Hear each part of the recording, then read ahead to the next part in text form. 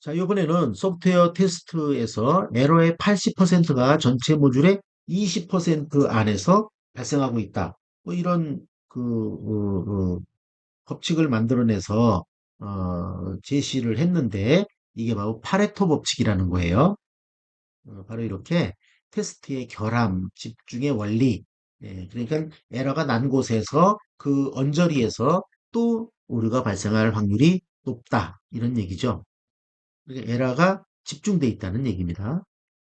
블랙박스 테스트, 또 화이트박스 테스트 이런 게 있는데, 예, 화이트박스 테스트는 명령문을 일일이 수행하면서 오류 여부를 찾아내는 거고요. 이 블랙박스 테스트라고 하는 것은 전체를 보지, 이 내용, 세부적인 내용을 보는 것이 아니라 전체 틀에서 인풋, 그러면 수행이 되고 나서 아웃풋이 나올 거 아니에요? 이 아웃풋이 제대로 됐는지 이것만 따지는 겁니다. 그러니까 속에 어떻게 생겼는지는 신경 쓰지 않고 원하는 어떤 특정의 데이터를 넣었을 때 그 데이터가 맞게 출력이 됐느냐 이것을 보는 것이 블랙박스 테스트입니다. 그러니까 이렇게 볼 수 있겠죠. 반복 조건을 여기서는 이제 요 해석인데 비정상적인 자료를 입력해도 오류 처리를 수행하지 않는다. 이런 경우는 블랙박스 테스트를 이용해서 어, 발견할 수, 그건 뭐 발견할 수는 있죠. 왜 그러냐면 지금 보는 것처럼 특정한 데이터를 넣었을 때 이미 계산할 수 있잖아요. 논리적으로 어떠한 값이 나와야 된다라는 것을 알고 있기 때문에 테스트를 해볼 수 있어요. 진짜로 데이터 처리가 올바르게 나오는가. 그래서 나온다면 그러면 이거는 속을 안 봐도 블랙박스 테스트를 통과한 거로 보자. 이런 뜻입니다. 정상적인 자료를 넣었는데도 제대로 수행되지 않는 경우도 발견이 되는 거죠. 경계값, 이거는 이제 경계값은 극단값이라고 하기도 해요. 그러니까 제일 큰 값, 제일 작은 값 이런 것들, 그런 것들을 입력한 경우 요구된 출력이 나오나 안 나오나 이런 것을 보는 거예요. 극단적인 값을 넣었을 때 결과값이 나오나 안 나오나 이런 것도 우리가 입력과 출력만 보는 그런 경우죠. 그런데 이것은 반복 조건을 만족하는데도 루프 내의 문장이 수행되지 않는다. 이건 논리적인 거 아닙니까? 논리적인 그런 명령 수행 과정을 내부를 들여다보는 것은 화이트박스 테스트 얘기예요. 여기서 지금 반복 조건을 만족하는 것은 화이트박스 테스트를 의미하는 것이고 문제가 발생할 가능성이 있는 모듈 내부를 직접 관찰한다. 즉 명령문들을 하나하나 일일이 실행해 가면서 따라가는 테스트. 이게 화이트박스 테스트입니다. 그러니까 얘는 화이트박스 테스트를 말하고 있는 거죠. 그 테스트를 할 때 강도 테스트를 해요. 이게 스트레스 테스트라고 하죠. 그러니까 극단적인 값을 넣어주는 겁니다. 일종의 프로그램이 정상적으로 작동하는가, 또 제대로 만들어졌는가, 이런 것들을 체크하기 위해서 이렇게 강도 테스트를 하는 거예요. 여기서는 시스템의 고의로 실패를 유도하고 시스템이 정상으로 복귀하는지 이런 테스트가 있어요. 이걸 회복 테스트라고 합니다. 그다음에 사용자의 이벤트에 시스템이 응답하는 시간, 특정 시간 내에 처리하는 업무량, 사용자 요구에 시스템이 반응하는 속도 이런 것들을 가져가는 게 성능 테스트라고 할 수 있겠고요. 그다음에 부당하고 불법적인 침입을 시도하여 보안 시스템이 불법적인 침투를 막아내는지 이런 거 알아보는 걸 침투 테스트라고 해요. 얘가 강도 테스트가 되겠죠. 금방 앞에서 설명했던 것처럼 시스템에 과다 정보량을 부과하여 과부하를 했을 때 시스템이 정상적으로 작동하냐 이런 것을 알아보는 것을 스트레스 테스트 이렇게 얘기합니다. 여기도 지금 이제 그런 내용을 설명하고 있는 거죠. 정상 작동하느냐, 그다음에 방법은 최대량을 넣었는데도 답이 나오느냐 이런 거예요. 그래서 웹사이트에 대량의 트래픽을 발생시켰는데도 정상적으로 작동하느냐 이런 게 스트레스 테스트에 해당되겠죠. 이게 이제 앞에서 말했던 화이트박스 테스트가 나오는 겁니다. 화이트 박스 테스트는 속을 들여다보는 거예요. 그래서 화이트 박스 테스트의 종류들을 놓고 보면 이렇죠. 이런 것들을 전부 테스트하는 것이 되겠는데 문제는 여기서는 지금 루프 테스트 여기 있고 데이터 흐름 테스트가 여기 있고 나머지는 없죠. 그래서 경계값 분석을 예를 들어 볼게요. 아까 블랙박스 테스트에서 경계값, 스트레스 테스트 이런 걸 할 때 값을 넣고 결과가 나오나 안 나오나 하는 결과만을 확인하는 거 아닙니까? 그래서 이제 그런 것들, 이런 것들은 전부 다른 용도의 테스트라고 볼 수 있겠고요. 블랙박스 테스트가 대부분이고 데이터 흐름 테스트하고 루프 테스트 이것은 화이트 박스 테스트라고 볼 수 있다 이겁니다. 하향식 통합 테스트 앞에서도 한번 이렇게 트리 방식으로 이렇게 하위 구조로 내려가면서 모듈을 개발해가는 그리고 개발했으면 테스트를 해야 되는데 테스트를 이렇게 아래로 내려가면서 테스트를 하는 거예요. 이런 것들을 하향식 통합 테스트라고 합니다.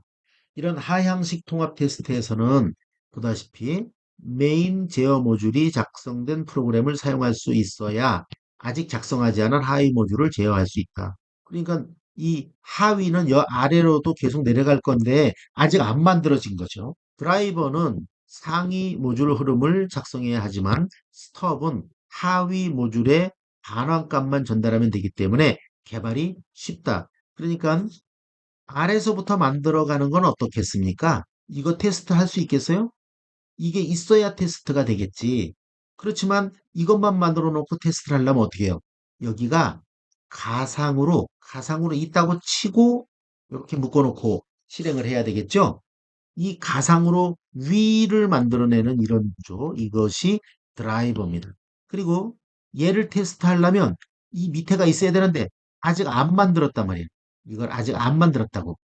안 만들었지만 있다고 가정하고 테스트를 해야 이게 테스트가 이루어질 거 아니겠어요? 있다고 가정하고 아직 없는데 그렇다면 여기에다가 있다면 아마 이게 값이 x가 5일 것이고 이건 y가 7일 것이다. 이렇게 가정하고 집어넣고 대입해서 이게 돌아가면 이게 나중에 만들어졌을 때에도 연결이 가능할 것이다. 이렇게 보는 거예요. 바로 이 하위, 가상의 하위를 만드는 것을 스톱이라고 합니다. 그러니까 스톱이 훨씬 쉽겠죠. 위를 가상으로 만드는 것보다 아래를 가상으로 만드는 게 쉽다 이겁니다. 그리고 위에서 아래로 내려가기 때문에 검사 초기에 전체 시스템 구조가 파악돼요. 그리고 미완성 상태이기 때문에 테스트 케이스는 아직 쓸 수가 없죠. 그래서 여기서 이제 자료를 살펴본다면 시스템 구조의 위층에 있는 모듈부터 아래층으로 내려가면서 통합하는 것이고 아래 덩어리를 스톱이라고 하는 겁니다. 이게 더 드라이버보다는 쉽다. 드라이버는 위쪽에 가상, 스톱은 아래쪽에 가상. 상위층에서 검사 사례를 쓰기가 어렵죠. 당연히 테스트 케이스를 쓰기가 어렵지. 미완성이니까. 검사 초기에는 시스템의 구조를 사용자에게 보여줄 수 있다 이거죠. 왜냐하면 이렇게 만들어서 올라가면 최종적으로 뭐가 되겠어요? 완성품이 나올 거 아닙니까? 그런데 얘는 뭐예요? 하향식은 완성품부터 이렇게 세부적으로 만들어가는 거니까 초기에 구조를 보여줄 수 있다가 되겠죠. 이게 이제 차순, 버블 소트를 한 이런 오름 차순 이런 것들을 얘기를 했는데 오름 차순, 소트 그 중에서도 버블 소트 이런 것들이 알고리즘을 좀 다뤄본 분들이라면 쉽게 접근할 수 있지만 만약에 아직 해보지 않았다 그러면 받아들이기가 좀 어려울 수 있습니다. 그렇지만 개략적인 개념으로부터 접근해 가면 좀 수월할 테니까 그렇게 가보기로 하죠.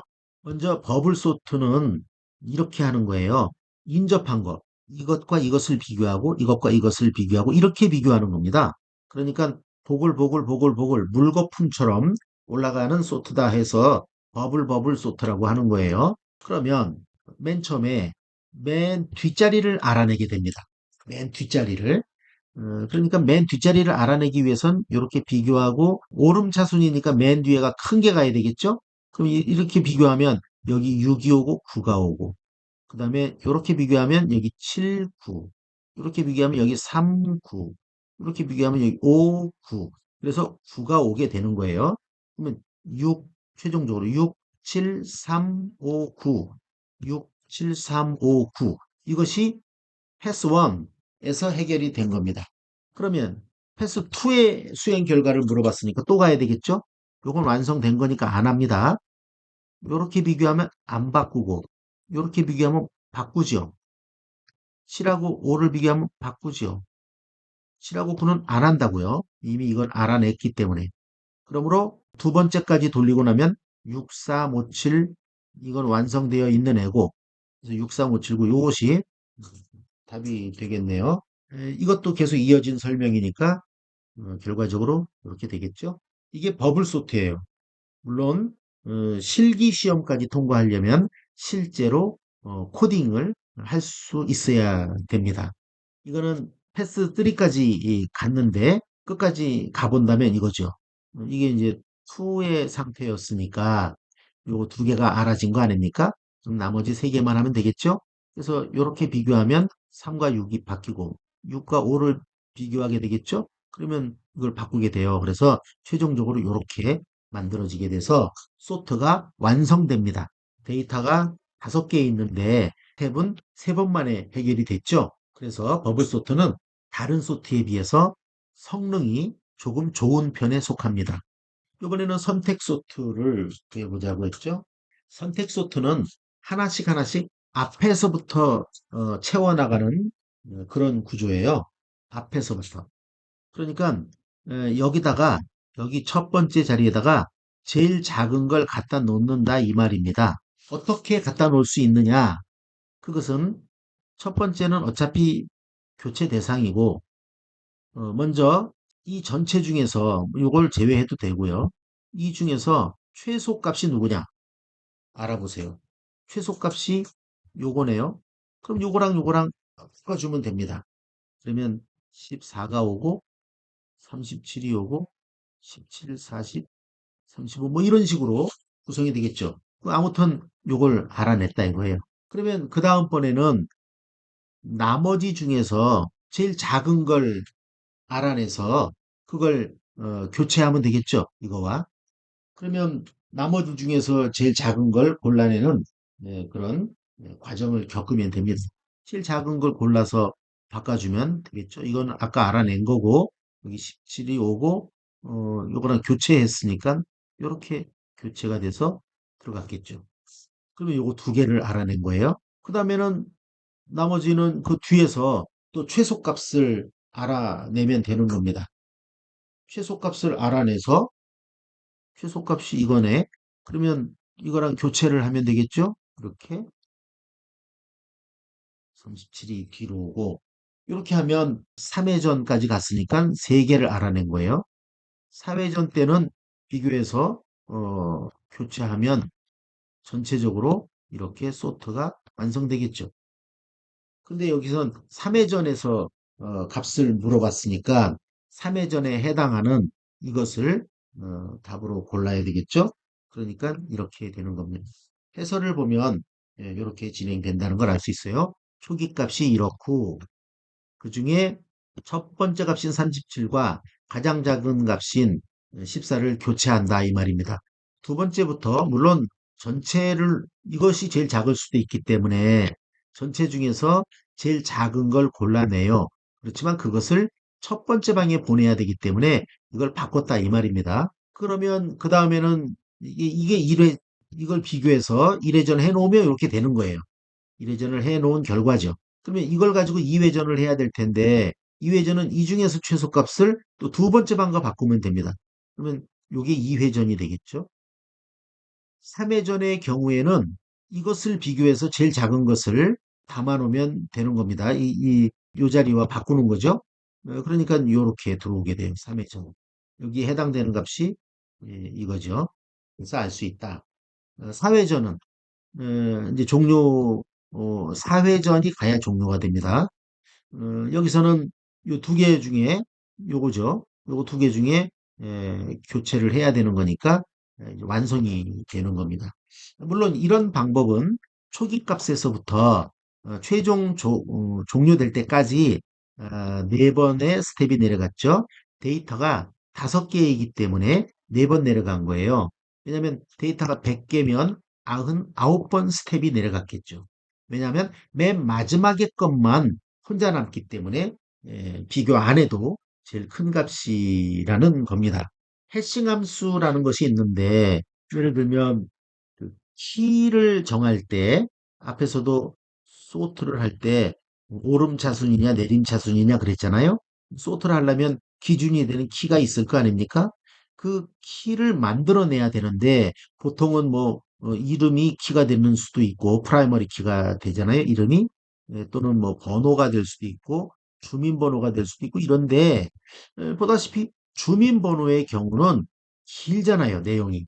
이걸 다 하게 되면 열 몇 자리입니까? 13자리? 그러면 그만큼의 자릿수면 이게 단위로 봤을 때 수십억에 해당되잖아요. 그러니까 예를 들면 대한민국 국민은 5천만 명 남짓 되는데 그 사람들을 저장하기 위해서 자릿수를 다 번지수로 삼는다 그러면 굉장히 큰 번지수를 가지게 됩니다. 그래서 그 주민등록번호를 키로 삼으면 좋지만 그러면 자릿수가 길어져서 메모리를 많이 공급해 줘야 돼요. 메모리 낭비가 극심하겠죠. 그래서 그럴 경우에 예를 들면 가상의 그 번호를 만들어 보겠습니다. 예를 들어서 250918 이게 뭐 누구 건지 모르지만 아무튼 막 썼어요. 그리고 이 뒤에 1, 2, 3, 4, 5, 6, 7 이렇게 있다고 친다면 이 자릿수를 다 가지고 키로 삼으면 번지수가 너무 많이 들어가니까 그렇게 하지 말고 특정한 자릿수만 고르자는 겁니다. 고르면 이거는 이제 연도인데 얘가 더 중복률이 낮겠죠. 그 다음에 앞에 거는 월인데 월 중에서도 앞에 번호는 0이나 1의 공통상이 많으니까 뒤에 걸 잡는 게 좋겠고 생일도 0, 1, 2, 31일까지 있어도 여기는 자주 발생하잖아요.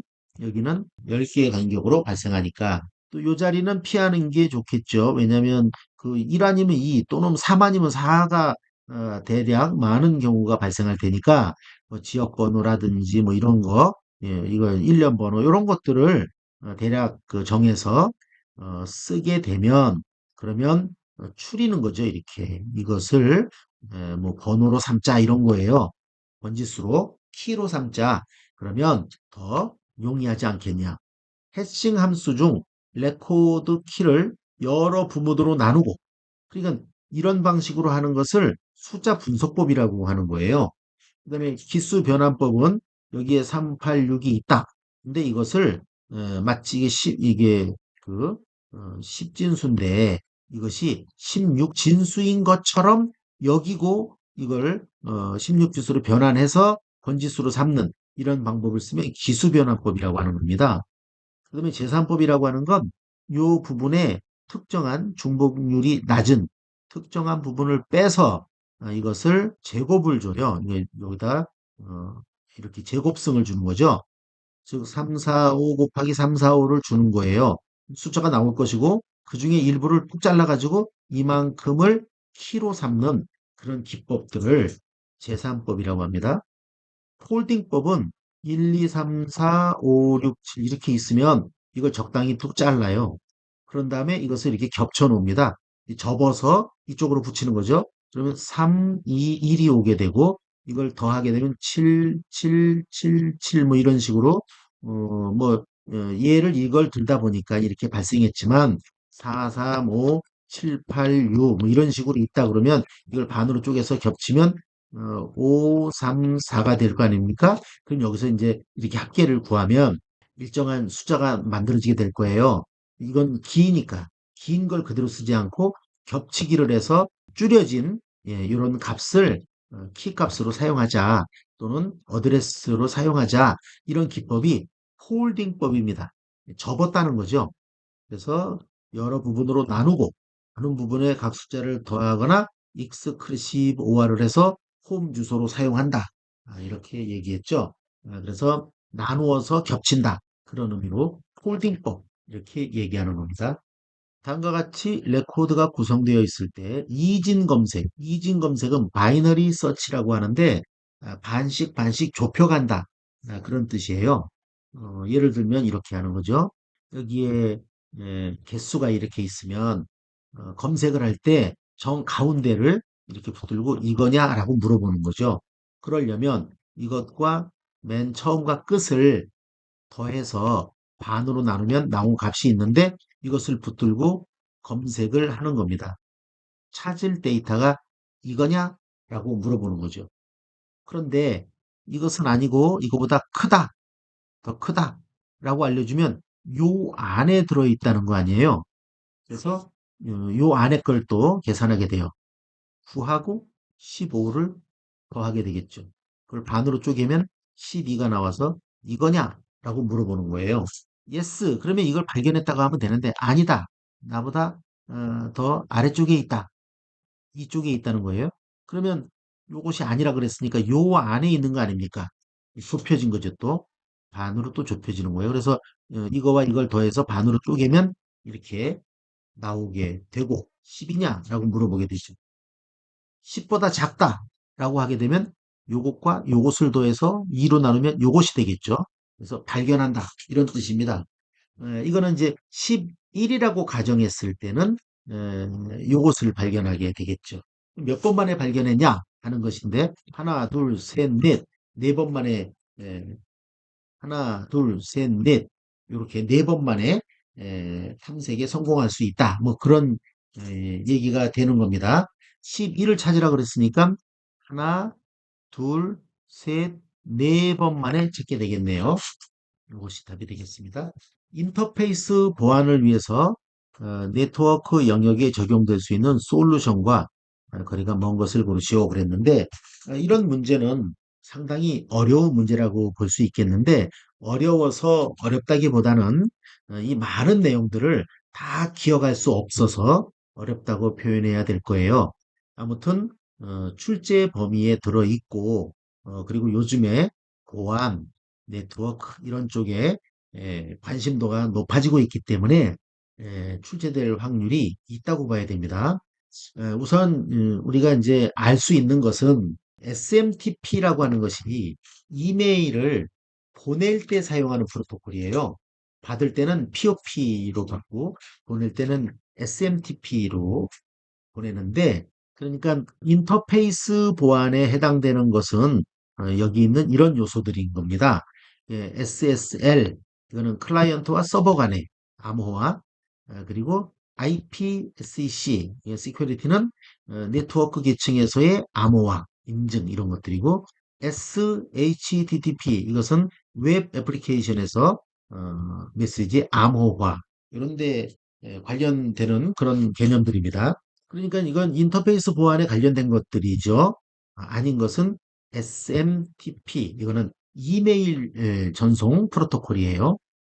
자, 이렇게 해서 지금 두 번째 과목, 개발에 대한 것도 봤는데, 개발에서는 알고리즘이 많이 등장하죠. 왜 그러냐 하면, 개발은 구현이고, 구현이라고 하는 것은 프로그래밍 랭귀지를 활용해서 알고리즘을 구현해내야 되는데, 코딩 방식으로 구현하게 되잖아요.